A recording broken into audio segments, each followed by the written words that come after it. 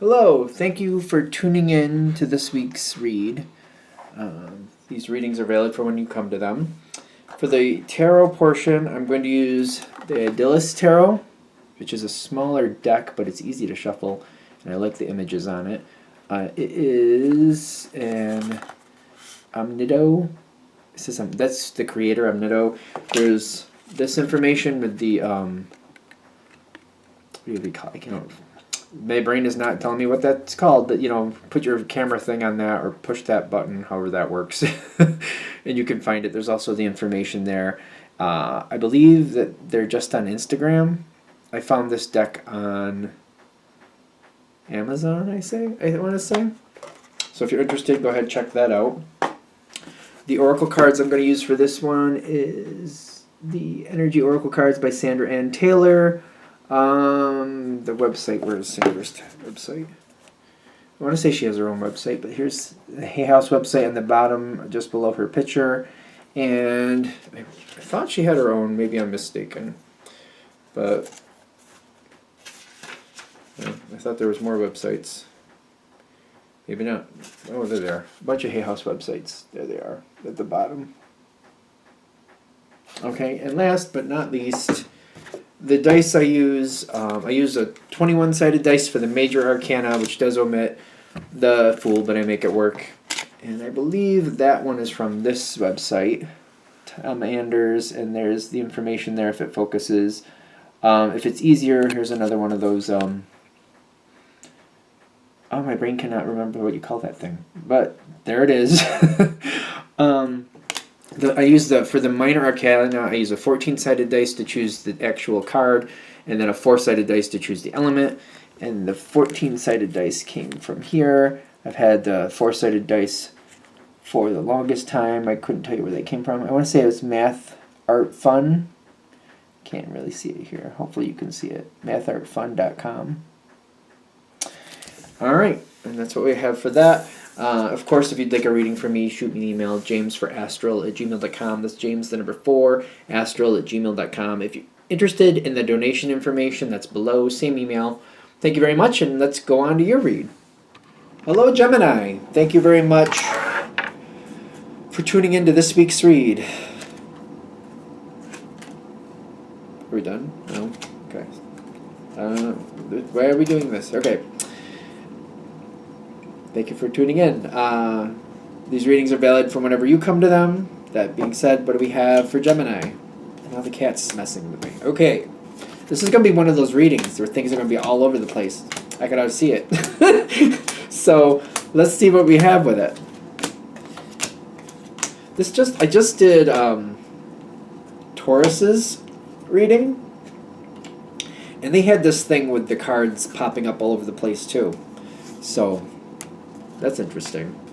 So if you have a Taurus energy, or there's somebody Taurus-like that you're dealing with, there might be something similar here. So, and you have a good outcome. You have a really good outcome. Like, what does it take to get to it? That's the question. Okay. So, whatever it is we're dealing with, it comes from a good place. Don't most things. Maybe. All right. Knight of Wands came in out of nowhere. Something came in out of nowhere, and I feel like this is a person. Somebody came out of nowhere, and it just made everything line up where it needed to go. There's a Knight of Wands energy, which that's fire. Fire is compatible with air. So this is somebody who I feel like, at least at this point, I like them a lot.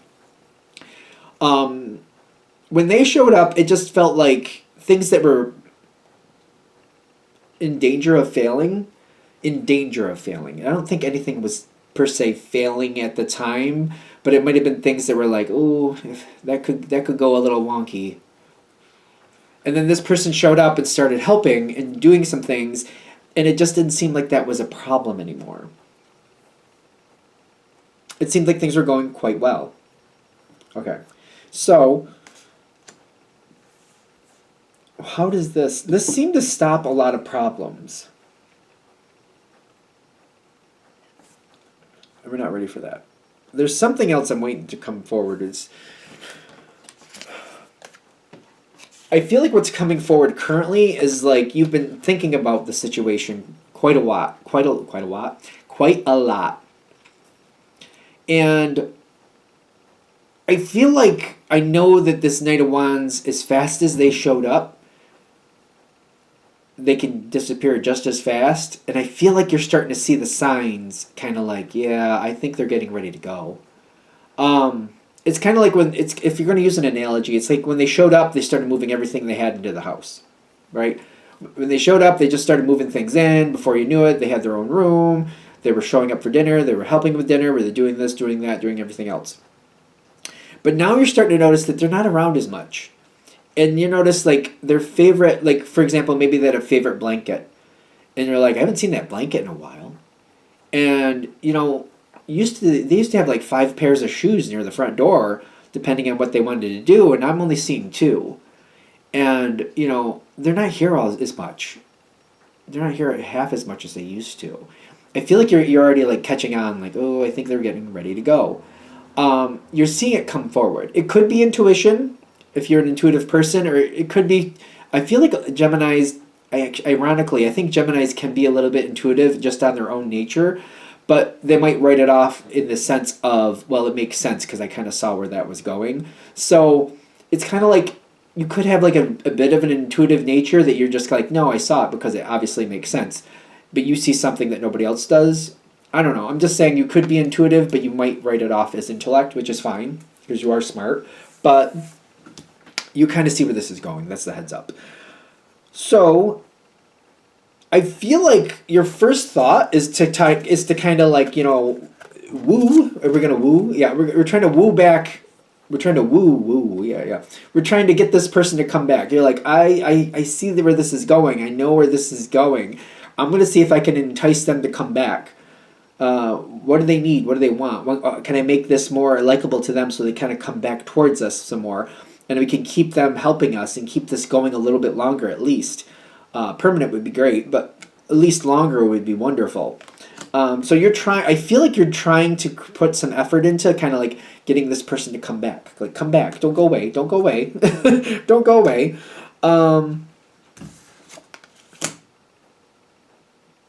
They're involved, whatever they're involved with, because this energy does seem to be going somewhere else. They're balancing out some things, but they're healing. They're helping something else heal. Whatever it is they're going towards, they really feel like they're needed there, so that's a big piece of this. That's what's drawing them to their next situation. It might be more the universe is pushing them to their next situation. They are very heavily drawn to it because they feel, and they are right, that they're healing, they're helping something else heal. There's also the King of Cups. What is the King of Cups in relation to Gemini? Because I feel like this is some of the energy pulling this away. But okay, so this is somebody, they're moving this energy away from you. Somebody else is pulling this energy away from you, and they're not willing to let go of it, is what I'm getting. The King of Cups is a very powerful, very emotional, but under control of that emotion, in control of that emotion, I should say. They're pulling this energy away. They're pulling this Knight of Fire. I keep getting like the Knight of Fire energy. Like they're pulling it towards them. This energy is going towards this other energy. You're trying to get them to come back towards you. I don't see it being successful. What's the next phase? Stress. I feel like this is really upsetting. This is really upsetting, and it's kind of like, now what am I going to do? Because I feel like we're going to hit, you got the Devil card coming up. This energy is going to leave. This energy is going to leave, and I do not think it's going to come back towards you. Because I get the Block card in the next phase, the Two of Swords, and I get the Four of Cups. It's blocked from coming back, and it doesn't want to come back at the same time. I feel like it really doesn't want to, but it kind of feels bad about how it left you. So I don't see it coming back towards you. I just really don't. So where do we go from here? That's a good question, because I see like there's better energy coming, but how is it becoming your energy? There's a choice that needs to be made. Four of Swords, half in, half out, and the mystery card. It's the moon card. Why I called it mystery card? Well, sometimes there's mystery in the moon. Don't do this. Don't do this. I feel like there's the chance to bring somebody else in. There seems to be the chance to bring somebody else in. I feel like what they're saying is don't do this at this point. Because something has to move forward, but they're saying don't bring somebody in right after this. When the Knight of Wands, I'm going to keep referring to that person as the Knight of Wands. When that person leaves, give it some time, and they're saying don't bring somebody else in. Whatever you have to do to balance it out, do that, but don't bring anybody else in right away. Give it some time, because I feel like this is going to actually double back against you if you bring somebody in right away. All right, so what do we want to do? What should Gemini do for this to go where Gemini wants it to go? Three of Fire, half in, half out, and the Wheel of Fortune reversed. Okay. I feel like what they're saying is instead of bringing somebody else in, prioritize what needs to be done and then downsize the situation. You got the King of Swords. I feel like that's what they're saying. Like, prioritize what needs to be done and then do what needs to be done and downsize it. Downsize it. It doesn't have to be a permanent downsize. It's up to you whether it's permanent or not. But they're saying your first, for this to be long-term successful for you, where you're going to have more control and feel happier with your outcome, I feel like downsize is a big thing. I keep getting downsized with the King of Swords. Because there's a lot of intellect with that, to know what can and what can't be downsized, what should and what shouldn't be downsized, and how to do that. It kind of reminds me, I did this years ago, where, for example, cable was like $100 a month, and I was watching like 2 shows a month. And then I realized, I noticed like the shows I were watching, like you could buy the whole season for $30. So I could just wait, spend $60 and buy the total season and just wait. Or I could keep spending $100 a month. You know what I mean? Gemini can see those things so easily. Downsize those type of things. Kind of like, I can downsize that. That's fine. I can downsize this. I don't need that. This isn't being used anyway. That type of thing. You know what I mean? This is like when I was little, my grandmother used to close up the upstairs, and like she wouldn't heat the upstairs of the house because nobody was up there, and she would close off certain rooms. They were still usable. You could still re-add heat into them, but she wasn't spending all the money heating those rooms when they weren't being used. That's like a version of downsizing too, in my opinion. So like how you're downsizing is your business, clearly. If you do that version, I feel like you're going to find out that things are much more in your control, and you're going to be a lot happier. You're going to feel a lot more stable. And I just keep getting this sense of control. The sense of control in your life is unparalleled, is what I keep getting. That could actually make this so much easier. This whole situation could go a lot better for you. To not replace that energy, just to kind of slow it down, prioritize, do what needs to be done, and then downsize. Because I keep getting those same type of things, like me, canceling cable because I'm only watching those 2 shows anyway, and then basically I think I got like Netflix or something, and that's what I did. So like it was like $15 a month versus $100 a month. I mean, come on. And I purposely made myself watch other things just to validate it. In the closing off pieces of the house and not using them and just saving money that way, you have ways to do this, and you're going to be like, wow, this goes so much better. I can still have what I want, and I have the option of going back into those things, but the way I did it, maybe I don't want to, but I could always go back to it if I wanted to. You'll be a lot happier. Like this happiness card, like it's what could make your life so much better. And having that control, like that unparalleled control of kind of like, this is what I want. This is where I want it, and I have complete control. If I want it back, I'll get it back. If I don't, I keep it where it is. You have so many options. It's just deciding what options to look at. I feel like for Gemini, if this reading is going to really hit, it's not that you don't know you have options. It's just focusing your attention towards the version of those options that are going to empower you. Did I say that right? I hope I said that right. Because I do.